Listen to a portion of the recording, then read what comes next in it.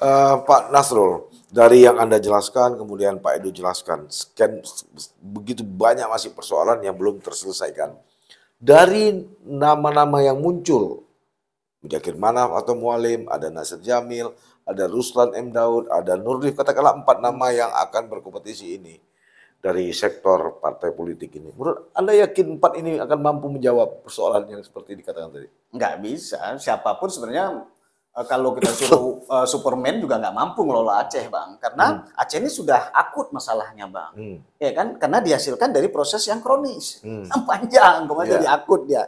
Oleh karena itu dibutuhkan sinergi. Jadi antara kampus dan sebagainya. Dalam konteks pendidikan, 10 tahun terakhir nggak ada kerjasama dengan USK, Bang, dalam membantu pendidikan. Kita boleh cek itu APBA, Bang. Kerjasama pemerintah. Malah berkelahi dia. Kembali lagi saya pertanyakan apa yang dikatakan tadi, menurut Pak Edu dengan calon yang ada hari ini mampu nggak jawab itu? Nah, ini kan makanya ini kan relatif ya, relatif.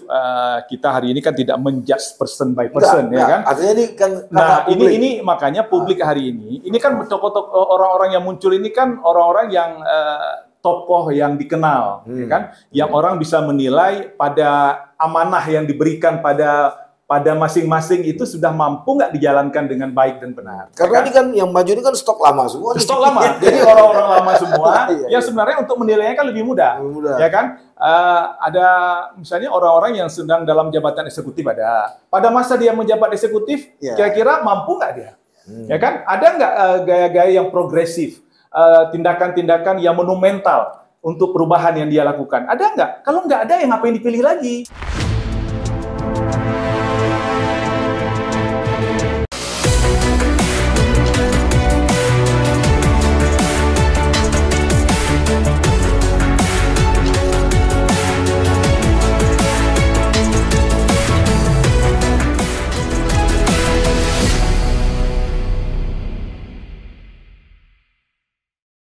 Assalamualaikum warahmatullahi wabarakatuh.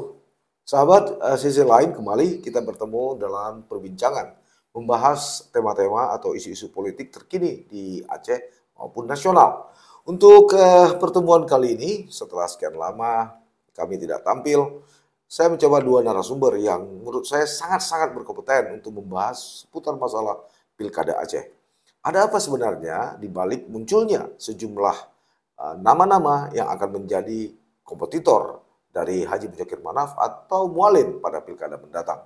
Untuk itu, saya mengundang 2 narasumber yang selama ini saya meyakini betul mereka adalah mengamati sedetil mungkin soal hari demi hari, minggu demi hari, minggu proses politik yang ada di Aceh.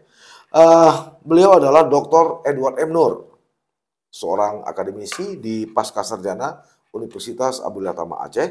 Juga saya sandingkan dengan Dr. Nasrul Zaman, seorang akademisi Fakultas Kedokteran Universitas Syah Kuala atau USK Banda Aceh. Jika tidak ada halang merintang di Agustus ini, kita akan tahu nama-nama para pemimpin atau nama calon gubernur maupun wakil gubernur, karena batas pendaftaran yang dilakukan oleh Komisi Independen Pemilihan adalah pada bulan Agustus. Kemudian baru disusul pada tanggal 27 November 2024 setiap warga negara termasuk Aceh melakukan atau menggunakan hak pilihnya. Baik, saya akan coba ke Pak atau Bung Edward dulu ya, Pak Nasrul ya. Ya, nanti juga pertanyaan yang sama saya tanyakan ke Pak Nasrul. Saya langsung aja nih, Bung Edu. Pada awalnya kita tahu kan, proses pilkada hanya punya 1 nama, Mudzakkir Manaf atau Mualim. Namun tiba-tiba di belakangan hari ini sampai hari ini sudah mulai muncul nama-nama baru. Ada Nasir Jamil, ada juga Ruslan M. Daud. Ada apa sebenarnya nih? Kok tiba-tiba? Apakah memang ini keinginan publik yang ingin perubahan?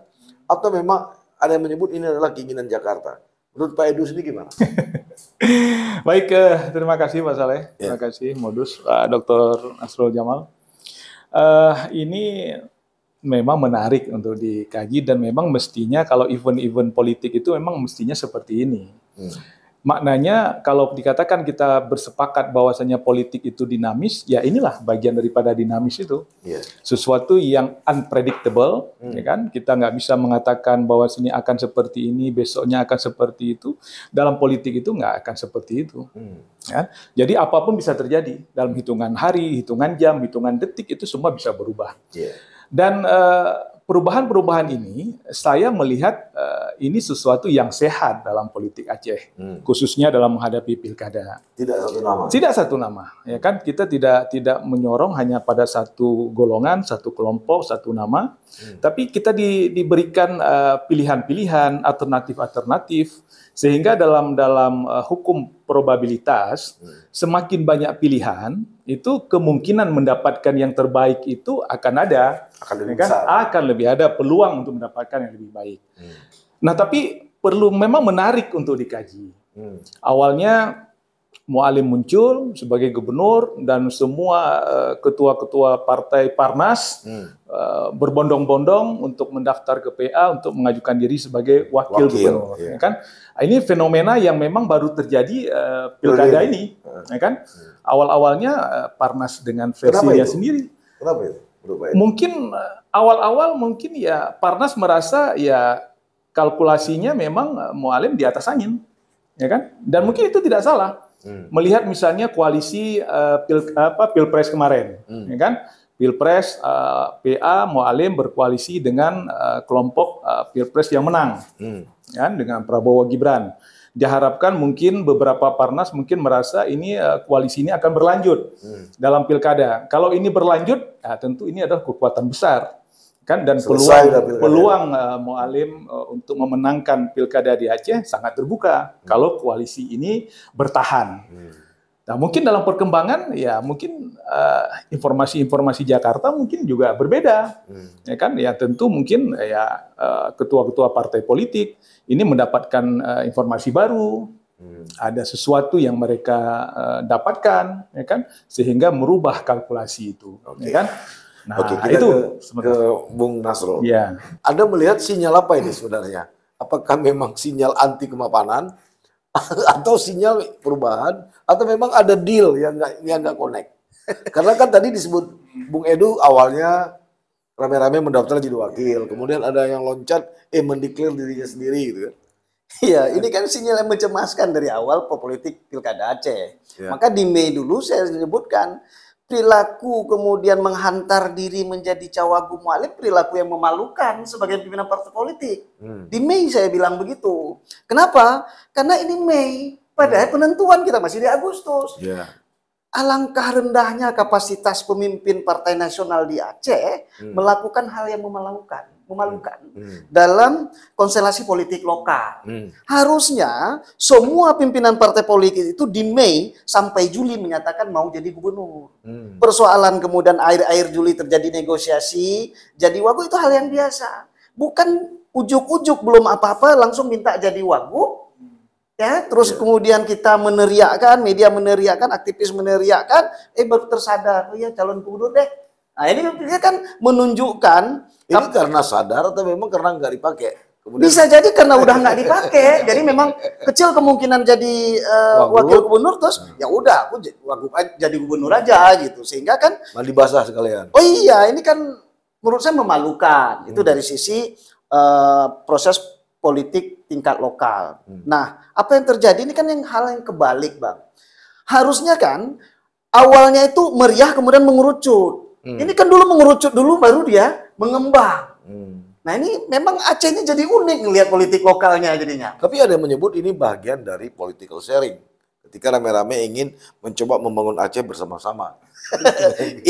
Itu kan apologia itu. Hanya ya dialek daripada nggak ada yang ngomongin nyebutnya begitu. Tapi yang ingin kita lihat adalah sangat sulit melihat tokoh Aceh yang pantas menjadi gubernur. Termasuk dari calon-calon yang muncul. Semua. Kalau kita mau tanya dari misalkan kapasitas dan integritas, kan belum ada yang beredar itu menurut kita yang cocok dan pantas karena prestasi atau karena ide dan gagasannya untuk Aceh 2024-2029. 2025-2030. Jadi kalau kita lihat belum ada. Toh misalkan Mualim, oke, dia mau buat apa? Belum juga dia bilang. Tapi kenapa didorong jadi gubernur? Ya, kemudian ada yang maju itu, cuman bilang bersedia mau jadi gubernur. Mau ngapain lu di gubernur Aceh itu 5 tahun itu belum ada yang bilang, Bang. Harusnya jualannya itu idenya dulu, gagasannya dulu. Kalau ide dan gagasannya diterima masyarakat Aceh, otomatis dia akan tergerek elektabilitasnya. Tapi kalau ujuk-ujuk dia ngajukan, aku mau jadi gubernur. Lah terus mau ngapain di gubernur? Atau sekedar cek ombak. Nah, ya cek ombak dalam kondisi harus ada yang disampaikan. Nah, kemarin ada yang cek ombak, salah lagi ngomongnya. Kan jadi bumerang nih. Nah, itu jadi soal. Jadi saya pikir generasi politik Aceh itu harus belajar juga dari proses yang menurut saya ini kurang baik nih, dalam proses rekrutmen pemimpin. Tapi pasca perdamaian nih Pak Edu ya. Pasca perdamaian baik itu pasangan Irwandi Najar, kemudian Dr. Jaini Mualim, kemudian Irwandi Nova, sepertinya juga tidak ada lompatan-lompatan yang luar biasa kan. Terutama kan saya lihat dalam recovery ekonomi dan recovery sumber daya alam. Buktinya Aceh masuk daerah termiskin. Kemudian dari recovery sumber daya alam yang rusak, Pak Luya bahasa Aceh yang punah itu juga tidak terrecovery dengan baik. Malah apa yang ada sekarang semakin dieksplor kan.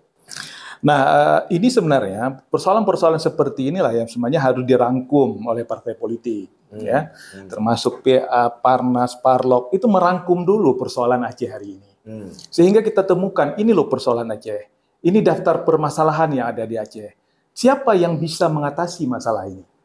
Kita pilih, kita tentukan kriterianya, ya kan? Baru kriteria ini nanti, kriteria yang ideal sebagai calon pemimpin Aceh adalah ini. Tapi, dengan persoalan ini. Tapi kampus Rusia beberapa hari lalu udah mengeluarkan beberapa rekomendasi. Nah, rekomendasi kan banyak pihak yang terlibat dalam persoalan pilkada ini sehat, saya pikir, ya kan? Sehingga ini dalam proses rekrutmen juga tadi, partai politik hari ini juga bertanggung jawab. Ya kan bahasanya ini hari ini kan jangan melakukan sesuatu doing business as usual, hanya melakukan yang seperti itu saja. Ya, merekrut orang yang mendaftar, dilakukan fit proper test, tidak hanya seperti itu. Mestinya rekrutmen partai politik harus lebih cerdas dan terbuka dengan menentukan kriteria yang ideal pemimpin Aceh hari ini. Kalau perlu mereka itu proaktif, mencari sosok itu. Kalau nggak ada di Aceh, cari keluar. Yang orang Aceh. Saya pikir itu yang penting. Ya dan kan? stoknya ada. Stok ada, yakin saya kalau itu serius dicari, ya kan, orang yang tepat, yang sesuai, yang bisa mengatasi persoalan Aceh hari ini. Ini Aceh ini kan masalahnya berat hari ini. Ya, berat. Jadi nggak bisa Aceh ini hanya diberikan pada orang-orang nanti, pemimpin-pemimpin yang yakin bahwasanya nggak tahu persoalan Aceh. Ya kan, merasa tahu, tapi nggak tahu bagaimana cara menyelesaikannya. Integritasnya seperti apa, kompetensinya seperti apa. Kompetensi itu kan harus kita memiliki knowledge-nya, kemudian skill-nya, attitude-nya, perilakunya seperti apa. Dan itu harus ada, bisa kita ukur. Kita ukur dengan track record-nya, kita ukur dengan bagaimana knowledge dia selama ini, bagaimana pencapaian visi misi yang dia berikan, ya kan? Ini perlu diuji hari ini. Dan uji itu bukan hanya satu debatable pada 1-2 hari, tapi masa lalunya itu juga menjadi ukuran. Track recordnya. Kalau ini diberikan pada si A atau si B, mampu nggak dia selesaikan? Dengan tantangan Aceh, dengan tantangan hari Aceh, ini dan masa depan. multi masalah kita. Daerah termiskin hari ini. Masalah pendidikan juga bermasalah.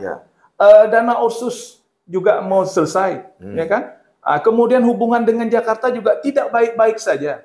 Aceh tidak lagi menjadi daerah yang sangat menjadi anak emas Jakarta hari ini, tidak lagi saya lihat, ya kan? Ini persoalan bagi kita hari ini, ya kan? Yang mudah-mudahan ini harapan kita agar rekrutmen politik oleh partai-partai politik hari ini harus berani keluar dari zona aman, ya kan? Mencari figur yang betul-betul tepat dan semua fokus berpikir memang untuk kepentingan dan kemajuan Aceh. Itu harapan kita. Pak Nasrul, yang dikatakan oleh Pak Edu tadi, apa memang ketua-ketua partai nasional ini memang nggak paham atau kenapa bisa seperti yang disinyalir oleh Pak Edu tadi? Terus terang kan, mohon maaf nih, saya ngelihat memang pimpinan partai kita nggak punya ide dan gagasan yang ingin dijual ke rakyat. Kalau kita ngelihat misalkan di luar, ketua-ketua partai politik itu bisa menulis opini, bisa menulis pernyataan, bisa menulis gagasannya ke publik, walau di medsos misalkan. Coba cek tuh medsos ketua-ketua partai di Aceh, Twitternya, FB-nya, ada nggak ide gagasan membangun Aceh? Nggak ada, Bang. Nah ini menunjukkan kapasitas yang rendah. Boleh saja dia udah S2, S3, tapi tetap dia nggak punya gagasan, kita nilai dari aksinya. Tapi ada yang menarik pertanyaan Abang tadi. Apakah misalkan 15 tahun ini? Nah, kita lihat misalkan kita sebagai daerah habis konflik, capaian-capaian pondasi pembangunan Aceh, masa Irwandi itu cukup bagus, Bang, misalkan. Banyak hal-hal yang ditiru nasional, mulai dari DKA, kemudian fit proper test, jadi kemudian beasiswa, dan lain sebagainya, ditindaklanjuti oleh Dr. Jaini. Kenapa bisa? Karena memang dua orang ini kan pengalaman internasionalnya ada. Ya, kemampuan jaringan internasionalnya ada. Nah, kalau yang sekarang siapa? Ada enggak? Itu juga butuh kita. Jangan sampai pemimpin yang hadir nanti tingkat Banda Aceh saja levelnya, Bang. Ini bahaya betul nih. Nggak sampai ke Jakarta atau nggak sampai ke Medan. Ini cilaka nih membangun Aceh dengan konsep begitu. Nah, maka saya ngelihat sebenarnya kalau sampai terjadi, maka terjadi penurunan. Kalau 5 tahun yang terakhir memang kita bisa sebutkan gagal. 5 tahun Nova itu memang nggak bangun capaian apa-apa, Bang. Dia bisnis as usual seperti Bang Edo tadi sampaikan. Makanya tantangan menjadi lebih besar pada untuk gubernur 2005-2030 ini. Kenapa? Persoalan sudah terakumulasi dari 7 tahun ini. Yang tadi soal stunting kita 3 terbesar, pendidikan kita terburuk di Sumatera dari 8 provinsi, kemiskinan kita paling tinggi. Nah, kalau soal tadi misalkan bagaimana mengelola sumber daya alam, sudah ada hal yang bagus dilakukan oleh Irwandi dan Dr. Jaini sebenarnya. Tapi kan tidak mampu kita lakukan. Contoh misalnya begini, Bang. Saya termasuk orang yang juga bukan fasis terhadap lingkungan. Misalkan, untuk apa kita olah lingkungan itu sumber daya alam jor-joran, kalau misalkan kita masih bisa, agrobisnis kita bisa kita picu gitu. Jangan dulu merusak alam, itu aja dulu picu. Karena itu juga tinggi. Sampai sekarang misalkan agrobisnis kan nggak tersentuh. Bagaimana misalkan kakao di PD dan di Aceh Tenggara, dalam 7 tahun awal itu booming, tapi kemudian harus diganti, ditebang oleh masyarakat. Karena tidak ada pendampingan dari pemerintah. Bagaimana beras kita juga harus dibawa dulu ke Medan supaya untuk dijual lagi kemari. Misalkan telur ayam kita. Jadi hal-hal kecil ini. Jadi apa fungsinya ya dinas pertanian, perkebunan, nah itu dinas dibutuhkan sebenarnya, Bang. Awal mereka direkrut lewat fit and proper test. Makanya pembangunan daerah ini mengherankan bagi saya, Bang. Kenapa misalkan satu kepala daerah tidak mampu membangun daerahnya, padahal dia uang tidak mesti dia cari, kebijakan dia sebebas-bebasnya, milih orang juga suka-suka dia, ngeluarin diskresi juga bisa, tapi daerahnya nggak maju. Harusnya, Bang, yang jadi gubernur kita sekarang adalah 23 bupati wali kota se-Aceh yang berkontestasi untuk gubernur. Kan gitu. Tapi 23 bupati yang mana yang bagus? Nggak ada. Yang paling dekat sama kita mana Aceh. Kacau. Jor-joran juga ya? Iya. Jadi sebenarnya mereka yang lebih pantas karena pernah mengelola lingkup kepala pemerintah daerah. Tapi kemudian mereka kan tidak mampu. Nggak ada yang bisa kita munculkan. Siapa? Sulit kita. Nah yang kedua, DPR kita. Siapa DPR kita yang pernah ngomong tentang ide dan gagasannya? Mohon maaf, dalam 5 tahun terakhir, atau 10 lah kita bilang, regulasi kanun yang dikeluarkan, Bang, itu adalah kanun APBA dan PAPBA. Fungsi pengawasan juga nggak jalan? Iya nggak jalan. Ya itu bisalah yang lain lah bisa dilihat karena nggak tertulis. Yang tertulis itu, misalkan, kan berupa kanun, Bang. Kanun mana yang diproduksi mereka? Nggak ada. Jadi memang miris kita ngeliat kepemimpinan. Nah, dalam kepemimpinan ini kadang-kadang kita berharap ada gubernur. Enggak sebenarnya. Gubernur itu, Bang, kadang-kadang setelah dia terpilih gubernur, setelah dilantik, lalai asik dengan jabatannya. Tapi visi misinya nggak ada lagi yang kelola. Visi misinya. Harusnya yang kelola visi misi ini kan dinas-dinasnya. Maka dibutuhkan pemilihan SKPA itu yang benar. Nah kadang-kadang juga saya 5 tahun terakhir agak intens, Bang, dengan gubernur. Nggak pernah kita lihat misalnya ada rapat sektoral gubernur dengan, oke, kita bicara pendidikan. Panggil pendidikan, panggil depak, panggil yang lain ngomong ke pendidikan Aceh. Kesehatan juga gitu. Nggak ada. Nggak ada ya? Nggak ada. Jadi memang memalukan, Bang, cara memimpin gubernur kita yang lalu, Bang. Karena mungkin terlalu mudah untuk jadi gubernur nggak? Enggak, kuncinya memang kita perlu pemimpin yang inovatif. Iya. Ya, dengan berbagai persoalan hari ini perlu memang langkah-langkah yang kreatif dan inovatif oleh pemimpin hari ini agar capaian-capaian perubahan itu bisa diwujudkan. Jadi kalau hanya berpikir seperti biasa-biasa saja, bahkan tidak berpikir sama sekali, ini nggak akan ada harapan apa-apa. Tradisi yang terbangun biasa-biasa saja, padahal kondisi kita sudah luar biasa. Ya. Ini sudah parah sebenarnya. Kalau kita lihat resource Aceh hari ini yang memang apa yang mau diandalkan kita hari ini? Kita mengandalkan dari Otsus, Otsus juga masih bermasalah. Ya kan, bermasalah dalam artian daripada masalah nomenklaturnya, UUPA-nya belum selesai, itu juga masalah revisinya juga belum berjalan, ya kan? Kemudian beberapa masalah sumber daya alam, ini pengelolaannya juga belum diatur secara maksimal, pengrusakan lingkungan masih terus berjalan, ya kan?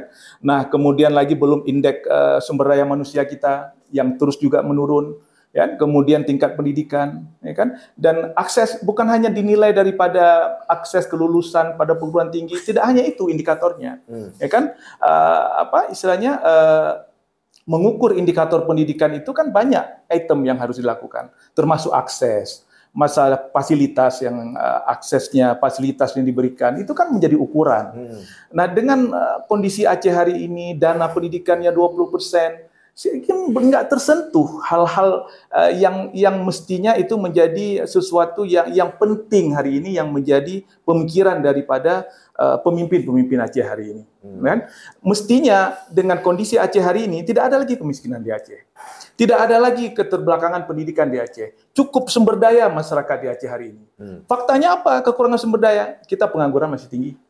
Ya kan? Kenapa tinggi pengangguran? Berarti karena kemampuan bekerja dan peluang kerja, kesempatan kerja terbatas. Industri, ya kan? Industri tidak ada, investasi tidak masuk. Ini kan banyak faktor-faktor persoalan. Jadi ya kalau ini tidak diatasi oleh pemimpin yang memiliki pengetahuan dan wawasan yang luas terkait dengan bidang ekonomi, bidang lingkungan, bidang pendidikan, ya, mereka perlu wawasan itu.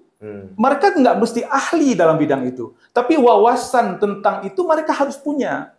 Ketika bicara masalah ekonomi, kenapa ini masalah ekonomi? Kenapa daya beli masyarakat kurang? Kenapa inflasi terjadi? Ini kan harus ada hal-hal yang umum itu mereka harus paham. Ya? Nah ini dan terkait visi misi juga. Ya mungkin Bang yang buat visi misi memang bukan mereka, yang buat lain yang ini kan hanya dokumentasi aja. Karena visi misi itu tidak lahir dari personnya, ya kan? Dia yang sekarang ini hanya dokumentasi aja, bisa dari mana-mana, ya kan? Sehingga dia pun tidak tahu apa yang ada dalam dokumen itu. Cuma dituang air aja dia. Persis seperti itu. Nah ini yang mestinya kita harus membalikkan keadaan seperti itu. Yang bisa balikkan apa? Masih ada kesempatan kepada partai politik. Ya, ini tanggung jawab utama hari ini ada di partai politik. Masyarakat, akademisi, pengamat hari ini ya cuma bisa menyuarakan, tapi actionnya itu ini ada di partai politik. Ya, Pak Nasrul, dari yang Anda jelaskan, kemudian Pak Edu jelaskan, sekian begitu banyak masih persoalan yang belum terselesaikan. Dari nama-nama yang muncul, Mudzakkir Manaf atau Mualim, ada Nasir Jamil, ada Ruslan M. Daud, ada Nurdif, katakanlah 4 nama yang akan berkompetisi ini. Dari sektor partai politik ini. Menurut Anda yakin 4 ini akan mampu menjawab persoalan yang seperti dikatakan tadi? Nggak bisa. Siapapun sebenarnya kalau kita suruh Superman juga nggak mampu ngelola Aceh, Bang. Karena Aceh ini sudah akut masalahnya, Bang. Ya kan? Karena dihasilkan dari proses yang kronis. Yang panjang, kemudian jadi akut dia. Oleh karena itu dibutuhkan sinergi. Jadi antara kampus dan sebagainya. Dalam konteks pendidikan, 10 tahun terakhir, nggak ada kerjasama dengan USK, Bang, dalam membantu pendidikan. Kita boleh cek itu APBA, Bang. Kerjasama pemerintah. Malah berkelahi dia. Antara pemerintah Aceh dengan USK misalkan, ya. Nah, kemudian juga kita ngelihat kelemahan kita, Bang. Tidak ada program-program yang dibangun untuk jangka panjang secara bersama-sama, Bang. RPJM dibuat dengan cukup bagus masa Irwandi, tapi tidak pernah menjadi parameter keberhasilan masa Innova. Innova lakukan. Ini pernah diukur, evaluasi nggak pernah, Bang. Jadi RPJM jalan sendiri, dia suruh sendiri dia. Nah, DPR juga nggak jalan. Karena memang, mohon maaf juga, kapasitas anggota DPR kita pada 15 tahun terakhir itu kan justru turun drastis, Bang. Yang bagus DPR ini, mohon maaf nih, DPR kita yang bagus itu masa-masa awal-awal ketika UPA disusun. Kalau kita lihat tuh jenggo-jenggo semua. Nah, setelah itu kan ya udah downgrade semua udah. Apalagi sekarang, Bang. Sekarang juga kosnya lebih besar, kita nggak main. Bang Edo ini kalau maju nggak dipilih orang. Padahal dia bagus, misalnya punya intelligence, punya kapasitas, tapi nggak dipilih juga. Jadi oleh karena itu saya pikir ini menjadi tugas kita bersama. Jadi kayak kita nanti itu siapapun yang terpilih, ayo bareng-bareng kita temani. Jadi memang ini harus kerjasama, urus urun rembuk kita sama-sama nih Bang, untuk ngelola Aceh. Karena masalahnya cukup banyak. Pendidikan kita kacau, kesehatan kita kacau. Ini seperti dikatakan Pak Edo tadi ya. Ini kan akademisi, masyarakat berharap kepada partai politik sebagai pemegang mandat politik rakyat. Tapi sistem politik kita hari ini kan juga hancur-hancuran. Sistem demokrasi, sesuatu yang ditakutkan oleh Plato kan, demokrasi populis, ya kan? Pada akhirnya ya seperti ini gitu ya. Jadi hari ini Machiavelli aja mungkin bingung terhadap teori dia.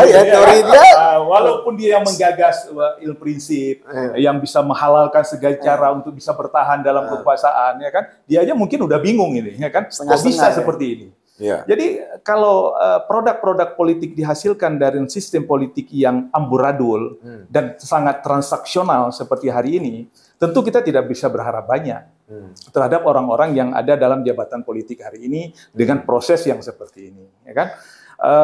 Dan tentu terlepas dari kondisi itu, ya kan? Ini kita juga tidak boleh menyerah dengan keadaan, ya kan? Ini masih ada sisa-sisa perjuangan, itu masih ada, ya kan?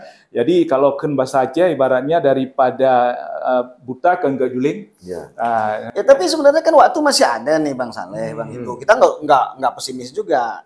Kita mendorong ada konvensi lah. Partai-partai ini bikin konvensi lah untuk melahirkan pemimpin yang accountable ya dan punya kapasitas yang bisa diukur. Jadi saya pikir nih harus ada partai nasional yang berani melakukan konvensi untuk calon gubernur Aceh.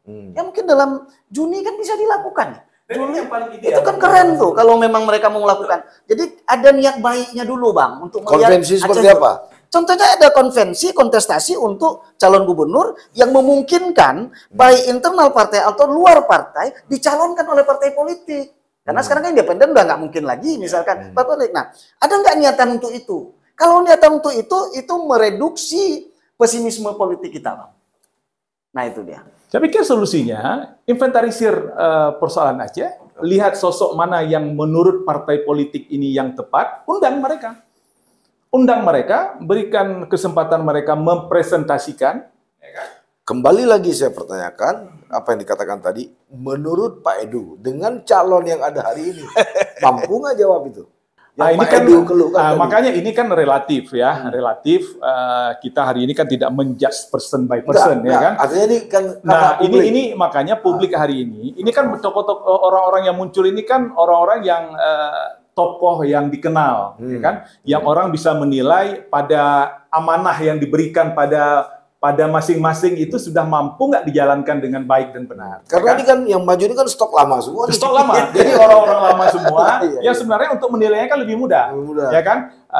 Ada misalnya orang-orang yang sedang dalam jabatan eksekutif ada. Pada masa dia menjabat eksekutif, kira-kira mampu nggak dia? Ya kan? Ada nggak gaya-gaya yang progresif? Tindakan-tindakan yang monumental untuk perubahan yang dia lakukan. Ada nggak? Kalau nggak ada, yang ngapain dipilih lagi? Kemudian dalam jabatan-jabatan legislatif juga ada. Selama menjabat legislatif, apa yang sudah dilakukan? Apa keberpihakannya kepada Aceh? Apa gagasannya untuk Aceh? Ini kan bisa diukur, ya kan? Dan dampak semuanya sebenarnya. Kalau memang ini ada, lanjutkan. Kalau memang ini tidak ada, ya ngapain dipilih yang seperti ini? Ya dari umur yang maju aja kan di atas 50. Sementara Obama jadi presiden 40 kan. Sebenarnya nih kita nggak usah bicara yang udah 4 nama yang saya sebutkan tadi. Sebenarnya momentum ini sebenarnya eranya Pak Edu sama eranya Pak Nasrul di bawah 50 kan.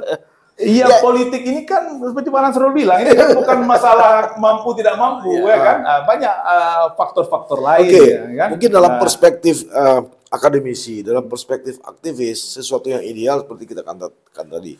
Tapi dalam perspektif partai politik kan pada akhirnya kan ada win-win solution, ada pembagian, ada saling share kekuasaan kan. Mungkin ini juga menjadi salah satu penyebab. Saya berikan kepada Anda, saya dapat apa? Iya, itu sebenarnya kan mudah sekali, Bang. Sekarang kan kalau kita melihat politisi-politisi kampungan tuh mikirnya begitu. Apa yang ku kasih, apa yang ku terima. Nah, jadi padahal politisi yang sebenarnya itu kan sudah selesai dengan urusan begitu, Bang. Enggak. Ini dalam arti kata bukan maksud saya bukan masalah personal. Oh iya, tapi kan kepartaian. Misalnya begini, saya perkerucut ya. Misalnya begini, hari ini kan pemegang kendali mayoritas di parlemen itu kan Partai Aceh. Ya. Mungkin ini berlomba-lomba masuk ke di bawah Mualim, ini ada deal-deal, ada bargaining di alat kelengkapan dewan. Nah, ya itulah. Jadi tujuannya kan terlalu kecil. Kalau hanya soal aku dapat apa tadi, Bang. Padahal sebagai partai politik itu kan tujuannya kekuasaan. Kekuasaan untuk apa? Untuk dia lebih dikenal oleh rakyat, dicintai rakyat, sehingga pada periode kedepannya dia menjadi dominan. Kan itu sebenarnya cita-cita partai politik itu. Kan gitu. Tapi kalau hanya untuk mendapat AKD, wah kecil sekali partai politik itu, Bang. Itu yang aku bilang kampungan itu. Dan memalukan. Kalau ada partai politik pikirannya begitu. Harusnya nggak berpikir begitulah. Dia pikir bagaimana sumbangsihku pada daerah ini sehingga bisa dicintai oleh rakyat Aceh. Kemudian ramai orang Aceh, kemudian kita mendominasi. Nah itu yang dibutuhkan sehingga ide-ide partai, cita-cita partai itu diimplementasikan setelah dia menguasai Aceh ini pada periode waktu pemilunya. Ya, ini kan legislatif kita, ini kan lebih disibukkan pada urusan-urusan internal. Nah itu dia. Ya kan? Tapi nggak berpikir keluar, akhirnya berpikir ke dalam. Ya kan? Gonta-ganti pimpinan, gonta-ganti AKD, ya kan? Ini yang ini kan mestinya harus berpikir lebih produktif keluar, kan? Produk-produk legislasi apa yang dihasilkan, ya kan? Ini yang harus diperkuat, bergaining dengan Jakarta seperti apa, ya kan? Isu-isu yang penting terhadap Aceh dan prioritas. Masalah otsus, itu kan memang penting dan itu adalah urat nadi kita, kan? Jangan berharap bahwasanya kita akan mampu membiayai pembangunan, ya? Kalau memang nanti dana otsus kita itu tidak akan bertambah. Ya, seperti hari ini. Tapi apa upayanya? Langkah ke sana apa? Pembicaraan komunikasi dengan Jakarta seperti apa?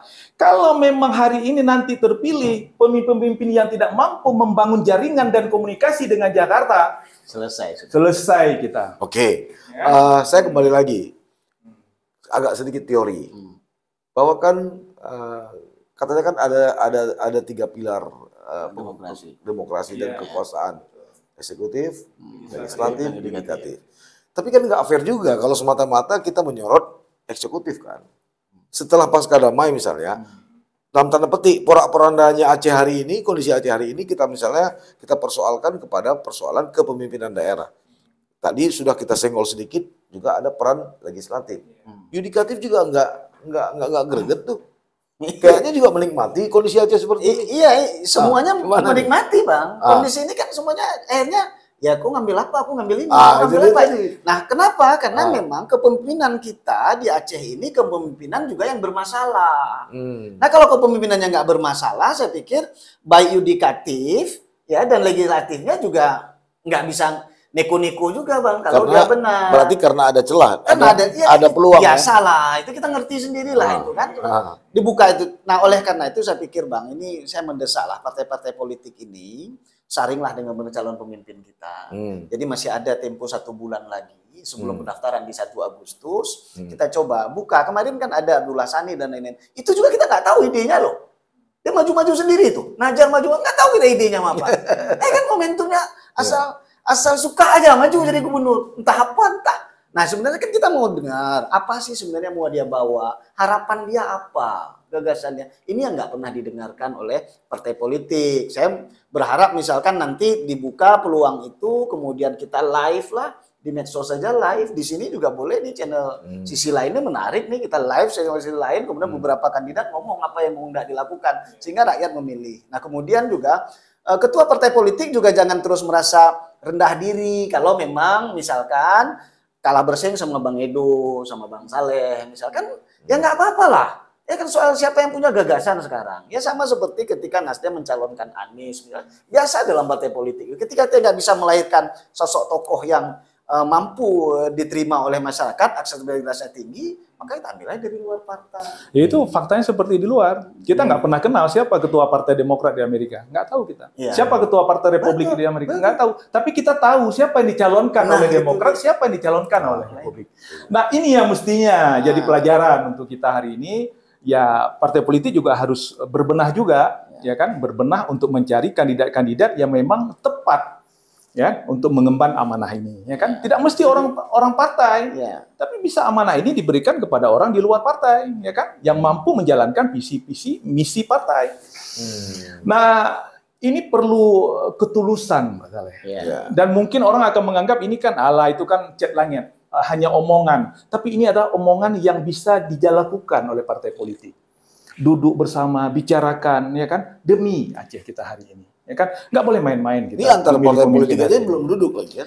Nah, mestinya komunikasi itu harus ada, ya kan, minimal ada mediator yang bicarakan, ya kan. Saya yakinlah orang Aceh, baik di Aceh sendiri atau di luar, banyak anak-anak Aceh, orang-orang Aceh yang berpotensi bagus, ya kan. Nah, kenapa kita nggak membuka cakrawala itu, ya kan? Atau mereka nggak mau pulang ke Aceh, malas melihat kondisi seperti ini kan? Bisa jadi juga. Kalau pulangnya dengan keinginan sendiri itu mungkin nggak mau. Tapi kalau diajak, ya kan, kasus Habibie diajak oleh Soeharto misalnya. Kalau Pak Habibie pulang ke sini minta jabatan, udah urusan. Saya sudah selesai, ya kan? Saya sudah mapan di Jerman, udah nggak ada masalah. Tapi ketika diajak, dibicarakan, ini loh tanggung jawab amanah diberikan. Tapi kan lain ceritanya dengan pendekatan yang persuasif seperti itu. Ini perlu dipikirkan, dan juga ulama-ulama kita juga jangan diam, ya kan? Jangan. Ulama-ulama juga harus bicara hari ini bagaimana kriteria pemimpin yang ideal untuk Aceh menurut versi ulama. Harus bicara itu, ya kan? Nggak boleh diam. Jadi bukan hanya sebatas siapapun calon bupati, wali kota, gubernur ikut tes baca Quran. Jangan sekedar tes baca Quran, hanya kegiatan seremonial pusijuk si A si B, nggak selesai itu, ya kan? Kita juga punya tanggung jawab bersama, ya kan? Ketika kita menjas Aceh ini adalah bagian daripada daerah syariat Islam, mestinya ulama itu harus di depan. Ya, saya mau ke Dr. Nasrul lagi. Kembali lagi ke pertanyaan awal tadi. Pada awalnya satu nama muncul, Mualim, lalu semua ketua partai politik ingin jadi wakil Mualim. Tapi dalam perkembangan terakhir mulai muncul nama-nama baru untuk menjadi kompetitor Mualim. Ini karena apa? Apa karena tidak connect, tidak puas, atau memang ada keinginan untuk maju? Yang pertama dari mualimnya, karena mualim nggak kasih apa-apa ke mereka ini, kan malu hati juga. Kalau nunggu. Iya, kalau mualim misalkan oke kajut ngondron mentong, kan udah selesai sebenarnya. Kan nggak mualim dingin. Jadi semua ada harapan gitu ya? Iya, karena dingin bang. Jadi antara harapan dan tidak harapan.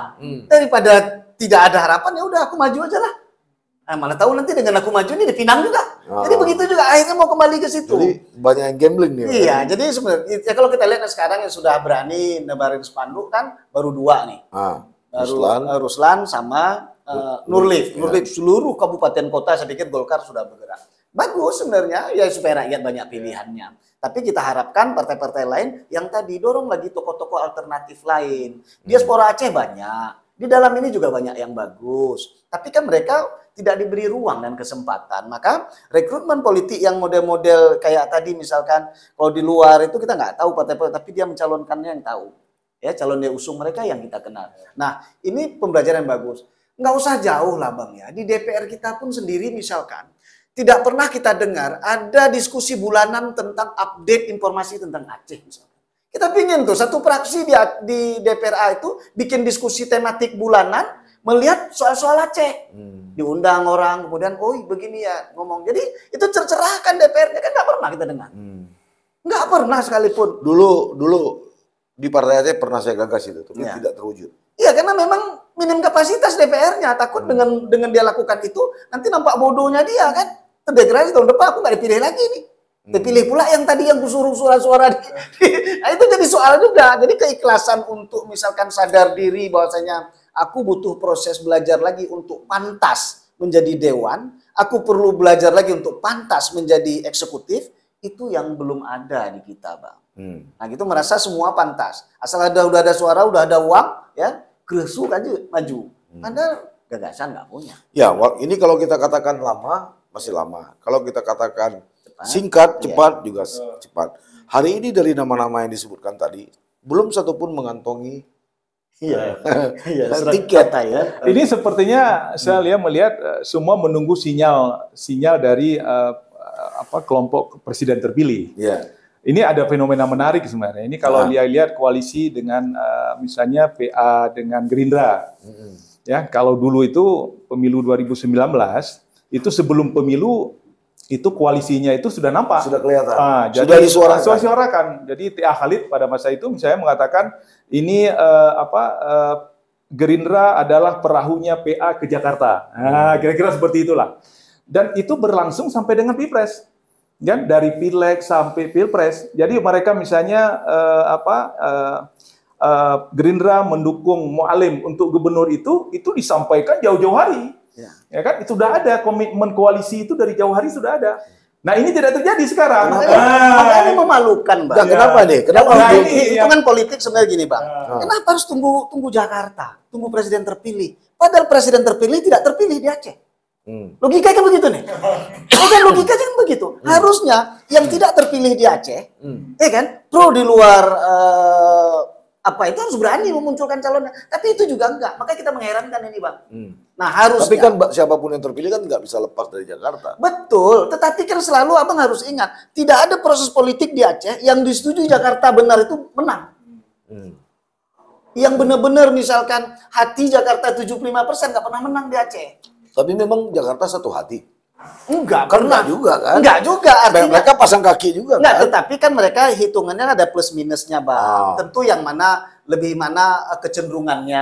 Walaupun semuanya dianggap mencalon dia, tapi kecenderungannya maunya si Polan itu kan ada. Menurut saya, semakin kita dengung-dengungkan ini menjadi alternatif dari pusat, makin kalah, Bang. Ingat H2O.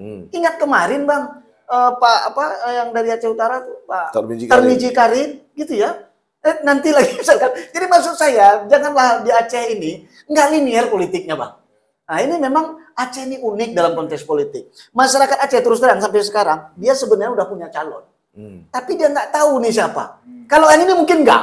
Gitu dah. Jadi kan Aceh ini unik dan nggak bisa diprovokasi, Bang. Ya, ini saya kembali ke pertanyaan Pak Edu, menarik nih. Kalau dulu kan dari awal. Tapi periode kali ini tiba-tiba Gerindra membuka peluang kesempatan untuk pendaftaran calon gubernur dan wakil gubernur. Tidak stuck sampai di Mualim. Ini fenomena apa ini? Sinyalnya apa ya? Ini bacaan sinyal kan tergantung. Kalau bacaan Pak itu kalau saya itu biarlah yang membaca Gerindra dengan PA lah. Kalau panas ya artinya ini kan chemistry-nya belum ditemukan. Ya kan? Itu aja sebenarnya. Itu pertanda chemistry belum ditemukan. Ya kan? Nah, termasuk partai-partai lain juga. Bukan hanya soal Gerindra dan PA. Partai lain kan juga belum jelas, Bang. Yang boleh mencalonkan sendiri kan cuma PA. Yang lain kan harus berkoalisi. Dan belum ada satu koalisi pun yang mengikat misalkan. Misal katakanlah Nasir Jamil misalkan. Nah, PKS sendiri mencalonkan Mualim misalkan. Jadi maksud saya ini kan gimana sih sebenarnya partai politik di Aceh ini sebenarnya? Nggak jelas memang. Ya, walaupun misalnya katakanlah Demokrat, walaupun Demokrat Aceh mendukung Mualim, tapi kan DPP belum tentu. Nah, itu dia. Tergantung Pak SBY kan gitu ya. Nah, ini idealnya memang seperti Pak Nasrul sampaikan tadi, kalau memang koalisi Pilpres kemarin, coba aja dorong menjadi koalisi masing-masing. Untuk Aceh saya pikir ideal juga seperti itu. Ini seperti akan terjadi di Jakarta nanti, Di Jakarta mungkin akan berbeda, ya kan? Jadi kelompok-kelompok koalisi Pilpres kemarin ada calon sendiri, yang kelompok Indonesia Maju ini juga ada calon sendiri. Kalau Aceh berani seperti itu, saya pikir itu momentum. Sebenarnya Bang Edo kan, saya ketika punya akses ketemu sama pimpinan PKS, pimpinan Nasdem misalkan, dan pimpinan PKS, saya utarakan, Bang. Tindak lanjuti saja koalisi Pilpres, koalisi gubernur ini, saya bilang, berani nggak? Nah, malu-malu. Malu-malu sama Mualim atau malu-malu kenapa? Dan ini juga, ini koalisi perubahan kemarin, ini juga jangan mengkhianati pilihan masyarakat. Ya kan? Karena terus terang masyarakat mengharapkan sesuatu yang berbeda. Betul. Ya kan? Jangan dikhianati dalam pilkada ini. Berarti Nasdem, PKS sama PKB. Ya kan?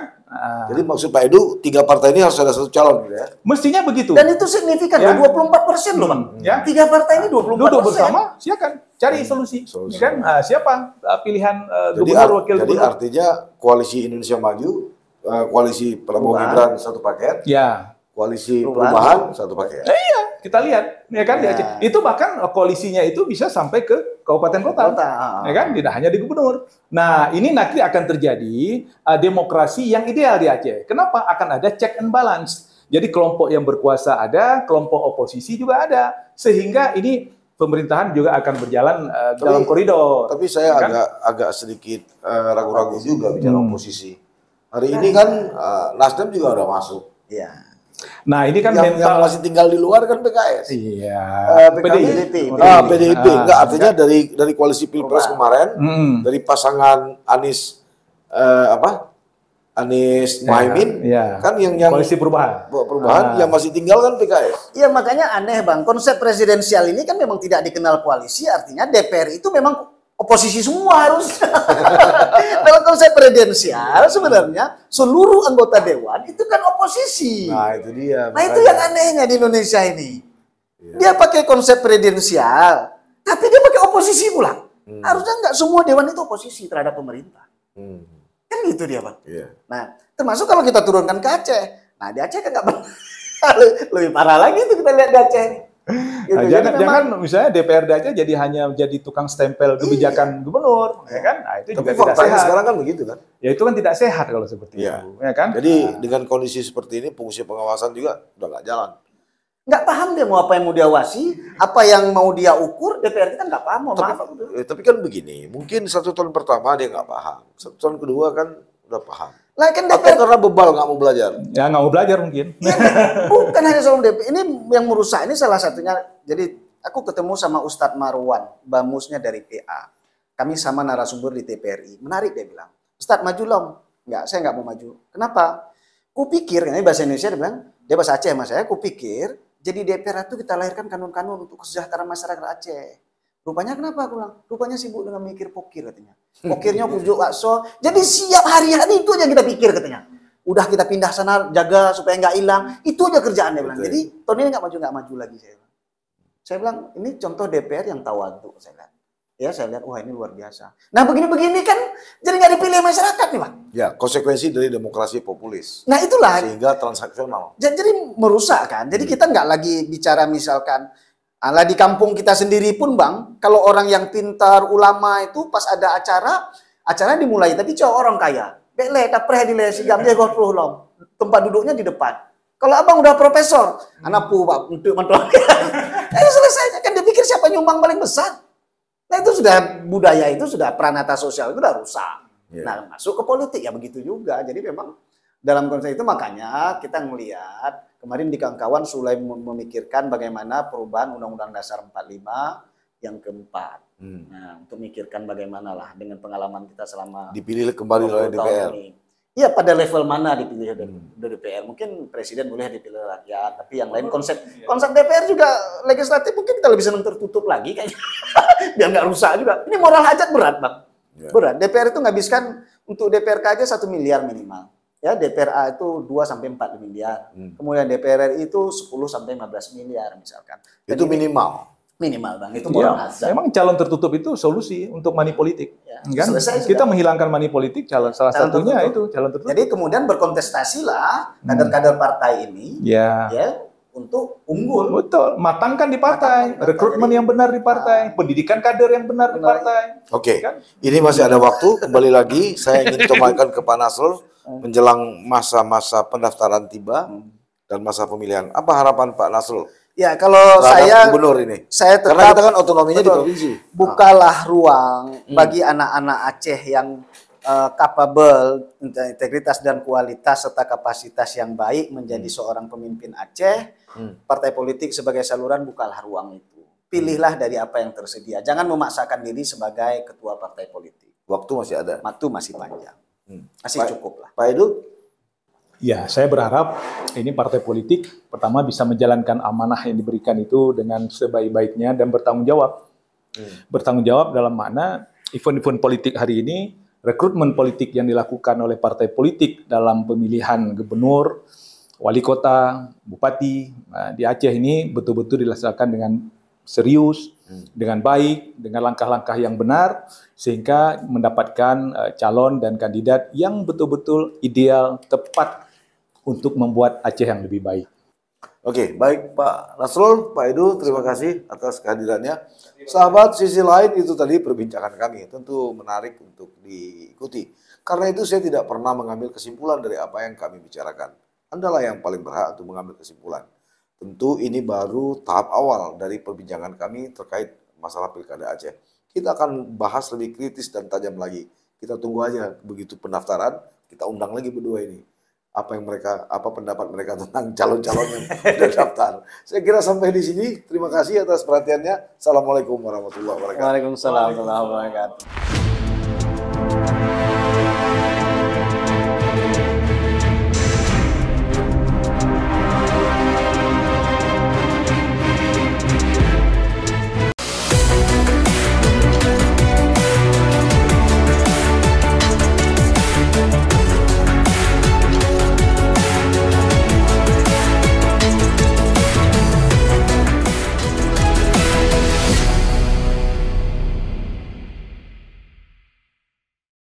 Jangan lupa like, komen, dan subscribe. Serta aktifkan lonceng notifikasi.